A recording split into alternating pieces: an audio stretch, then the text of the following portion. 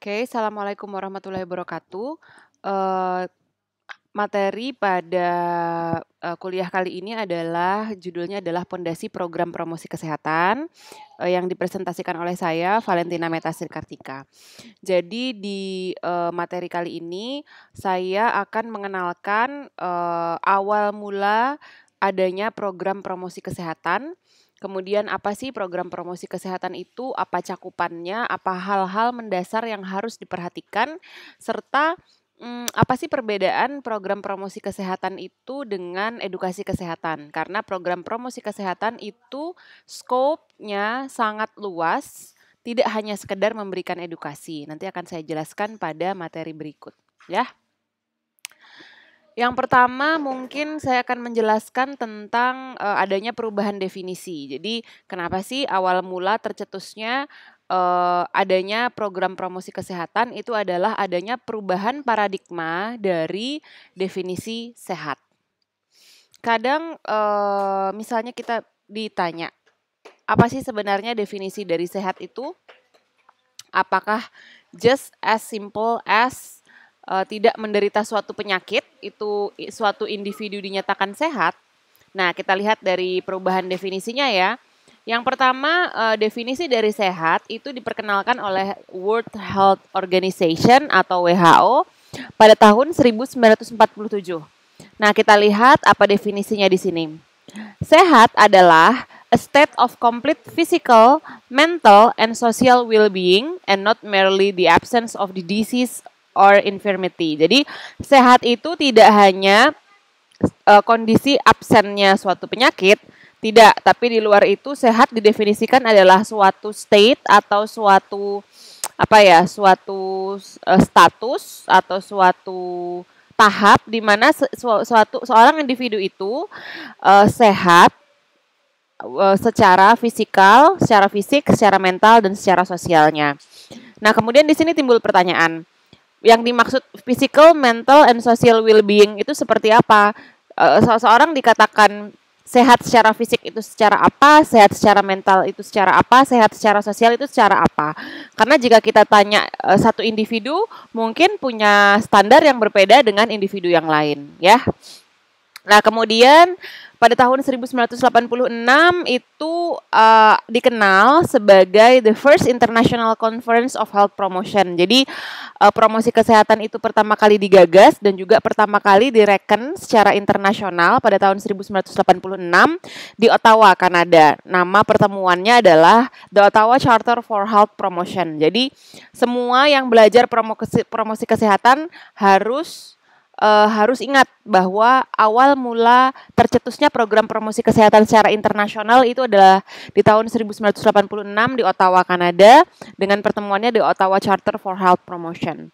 Nah, di situ dibahas definisi sehat yang lebih luas, yaitu health has been considered less as an abstract state and more as a means to an end which can be expressed in functional terms as a resource which permits people to lead an individually, socially, and economically productive life. Jadi dijelaskan di sini bahwa definisi sehat itu seharusnya tidak abstrak, tidak sulit didefinisikan atau tidak abstrak didefinisikan, tapi lebih ke dapat diekspresikan sebagai suatu istilah fungsional, di mana individu itu dikatakan sehat kalau individu tersebut dia bisa produktif, dia bisa menjalani hidup yang produktif secara individual, secara dia sendiri, secara sosial dia juga produktif, dan secara ekonomi, tinjauan ekonomi dia juga produktif. Jadi kita lihat di sini tidak sebatas hanya individu itu sendiri, tapi bagaimana dia berfungsi sebagai seorang individu, bagaimana dia berfungsi sebagai makhluk sosial, dan juga bagaimana dia berfungsi sebagai produktivitas ekonomi. Nah, di situ dikatakan individu tersebut sehat. Nah, kemudian karena adanya perubahan pergeseran paradigma sehat tersebut, ada tidak hanya individu tapi ada sosial dan juga ada economical. In economical terms, maka pelaku-pelaku kesehatan masyarakat mulai sadar bahwa kesehatan itu dipengaruhi juga oleh lingkungan. The exploration of the interaction that occurs between individual and their environment in regard to health has been a hallmark in the progress of nation in promoting and improving the health of individuals and the community at large.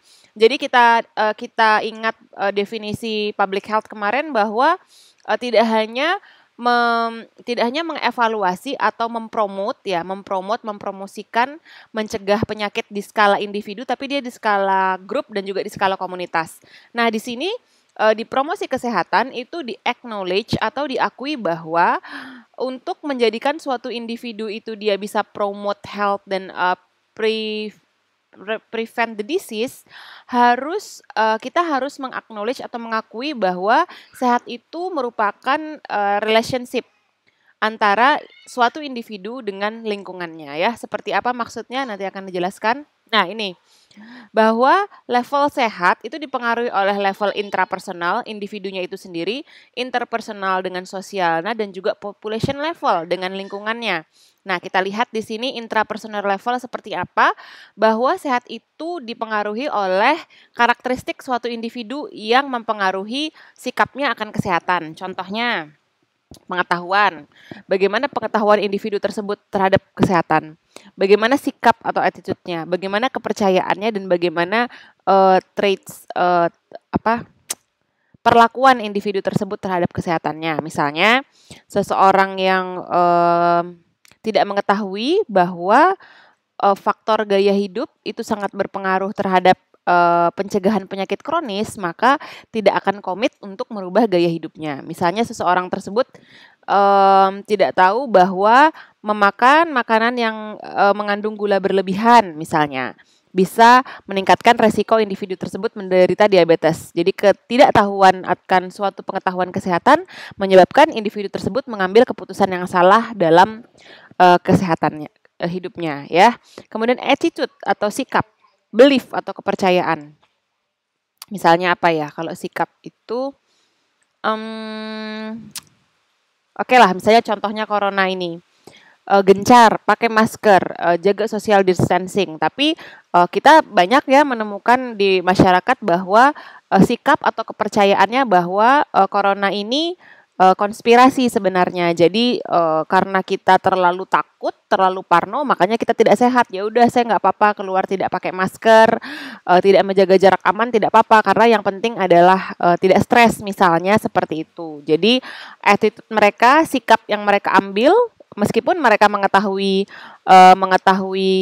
informasi masalah kesehatan dan juga kepercayaannya, itu juga mempengaruhi tindakan suatu individu tersebut akan kesehatannya ya. Contohnya yang paling relevan sekarang misalnya contoh sikap dan juga kepercayaan individu terhadap pencegahan corona. Kita sudah tahu informasinya sudah banyak beredar, tapi bagaimana sikap mereka? Bagaimana mereka mengambil sikap terhadap informasi yang beredar tersebut? Di masyarakat ini kan cenderung ada dua versi. Nah, seperti itu. Kemudian di level interpersonal atau di level hubungan seseorang dengan sosialnya, itu termasuk adalah keluarga, teman, peers atau lingkungan terdekatnya yang memprovide,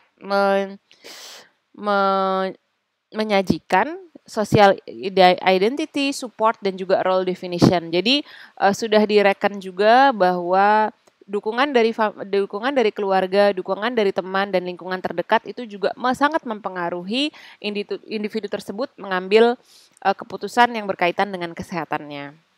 Kemudian di skala level populasi itu ada faktor institusi, faktor sosial kapital, dan juga faktor public policy atau policy itu apa?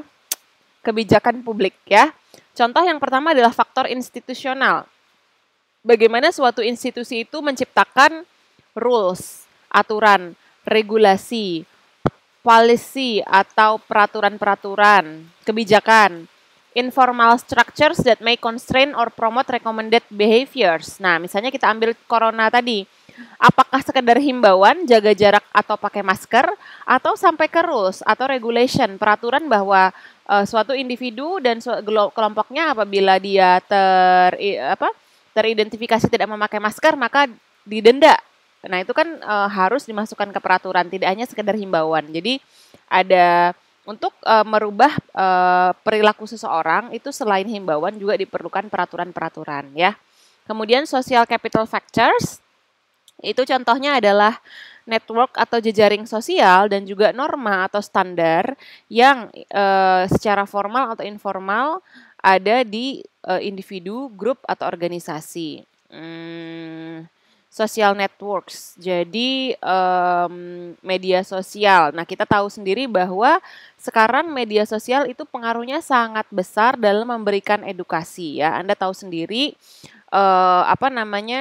misalnya ada isu-isu yang sebelumnya orang tidak aware, kemudian ketika ada kasusnya yang viral di media sosial, akhirnya banyak masyarakat yang aware. Misalnya contohnya tentang pelecehan seksual, contohnya tentang LGBT, contohnya tentang bullying dan sebagainya. Itu kadang kalau kita lihat sekarang orang menjadi aware akan suatu kondisi tersebut setelah diviralkan di media sosial. Maka social networks itu berperan sangat besar sekali dalam memberikan pengaruh seseorang dan juga kelompok mengambil keputusan masalah kesehatannya. Kemudian faktor dari kebijakan publik itu baik secara lokal, regional, dan juga hukum-hukum peraturan-peraturan yang meregulasi dan juga mendukung action atau tindakan yang berkaitan dengan kesehatan dan juga prevention. Contoh ya, misalnya di sini ada early detection, control, and management of disease. Contohnya saja misalnya, kalau saya ambil contoh misalnya anak-anak yang mau masuk sekolah di Australia, contohnya saja ya. Di situ ada peraturan yang berlaku secara global, secara negara bahwa ketika anak tersebut masuk sekolah, salah satu persyaratannya adalah menunjukkan kartu imunisasi. Sudah sampai mana saja anak tersebut mendapatkan imunisasi untuk mencegah suatu penyakit. Nah, seperti itu. Jadi, kalau ada peraturan seperti itu, otomatis orang tua jadi lebih aware lagi dan juga mempengaruhi tindakan dari orang tua untuk memberikan anak-anaknya imunisasi, ya. Nah, kemudian ada beberapa pondasi dalam health promotion program yang mahasiswa itu harus pahami. Yang pertama adalah health promotion program provide planned, organized, and structured activities. Jadi di sini perbedaan dari program promosi kesehatan dengan hanya sekadar edukasi adalah program promosi kesehatan itu harus direncanakan, harus diorganize, harus diatur. Kemudian aktivitasnya harus terstruktur agar program tersebut tepat sasaran dan juga berhasil. Tujuannya adalah fokus on helping individuals make informed decision about their health. Jadi sebenarnya fokus atau tujuan akhirnya itu bukan outputnya itu bukan seseorang merubah perilakunya, bukan, tapi seseorang tersebut dapat mengambil keputusan yang benar tentang kesehatannya ya. Jadi kalau kita sudah memberikan promosi kesehatan tapi balik lagi langkah akhir apakah seseorang tersebut akan merubah gaya hidupnya atau tidak itu adalah murni keputusan individu. Jadi program promosi kesehatan itu membantu mengarahkan individu tersebut untuk mengambil keputusan yang benar terkait dengan kesehatannya. Ya. Kemudian yang kedua adalah health promotion program promote policy, environmental, regulatory, organizational, and legislative change. Jadi yang berubah itu tidak hanya individu. Tidak bisa kita merubah seseorang, misalnya Anda jangan merokok katakanlah di kampus. Mahasiswa jangan merokok di kampus kalau hanya sekedar edukasi-edukasi saja. Merokok itu berbahaya, ayo stop merokok. Merokok itu bisa meningkatkan resiko penyakit jantung. Tapi untuk suatu program promosi kesehatan supaya berhasil, itu diperlukan kerjasama antara, pertama misalnya tadi yang saya jelaskan, support dari lingkungan terdekat, support dari teman-teman, support dari dosen. Jadi tidak hanya individu tersebut yang kita sasar, tapi juga stakeholder yang terkait. Dosen juga diberikan pengertian bahwa harus mensupport mahasiswa untuk berhenti merokok. Itu yang pertama. Kemudian secara regulator, program itu lebih berhasil lagi kalau ada regulasinya. Contoh, kampus farmasi ULM atau kampus ULM dilarang merokok. Mahasiswa yang kedapatan merokok akan dikenakan denda misalnya. Nah itu lebih bagus lagi program promosi kesehatan seperti itu. Jadi semakin Anda merangkum semua stakeholder yang terlibat, semakin tinggi chance Anda untuk keberhasilan suatu program promosi kesehatan. Poin yang ketiga, health promotion program can help prevent new cases or incident of health problems. Oke, jika kita memberikan promosi kesehatan, maka kita membantu untuk mencegah terjadinya kasus baru akan suatu penyakit. Kita ramai-ramai memberikan promosi kesehatan berkaitan dengan corona, maka kita ikut berpartisipasi dalam pencegahan kasus baru corona. Nah, seperti itu contohnya ya. Misalnya contohnya yang lain selain itu mencegah falls among elderly. Kita tahu bahwa lansia itu rentan jatuh ketika kita memberikan promosi kesehatan kepada keluarganya, kepada lansia tersebut, kepada lingkungan terdekatnya, maka hasilnya, outputnya, misalnya outcome-nya adalah mencegah lansia dari kejadian jatuh. Kemudian misalnya mencegah kasus baru individu yang merokok dan menyalahgunakan obat-obatan di SMP dan SMA, atau misalnya orang kuliah yang rentan, yang akses terhadap minuman kerasnya bebas, itu kita mencegah supaya tidak ada behavior atau kebiasaan yang beresiko tentang minum-minuman yang minum-minuman beralkohol tadi.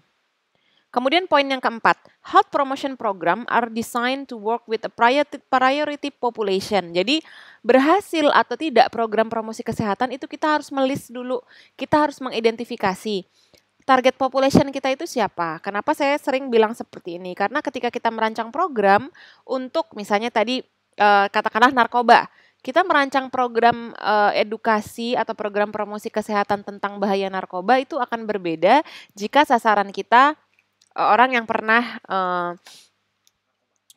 mengkonsumsi narkoba misalnya,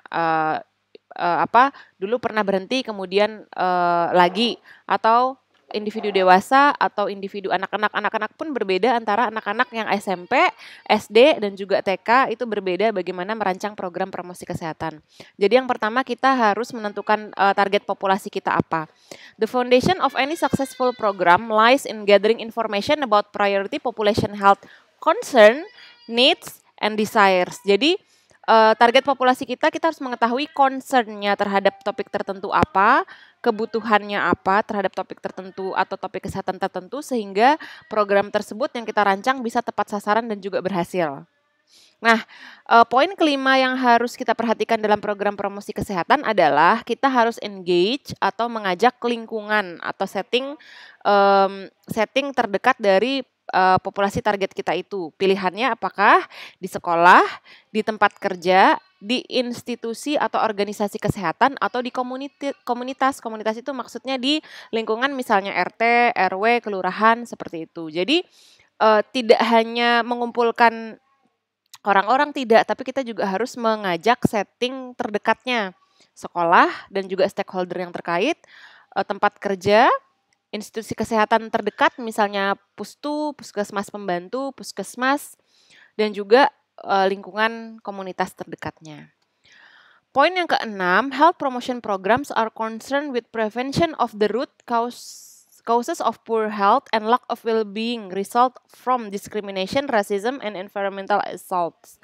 Ingat lagi pertemuan pertama kita tentang the social determinants of health. Jadi kesehatan itu banyak faktor yang mempengaruhi. Faktor pendidikan, faktor employment atau seseorang itu bekerja atau tidak. Kemudian hubungan sosialnya dengan orang lain. Nah, silahkan dibuka lagi materinya di pertemuan pertama ya. Jadi health promotion program itu acknowledge, mengakui bahwa faktor-faktor yang mempengaruhi kesehatan seseorang itu tidak hanya lies in individu tersebut, tidak hanya dipengaruhi oleh sikap, kepercayaan, pengetahuan individu, tapi juga lingkungannya ya. Faktor-faktornya Anda lihat di pertemuan pertama.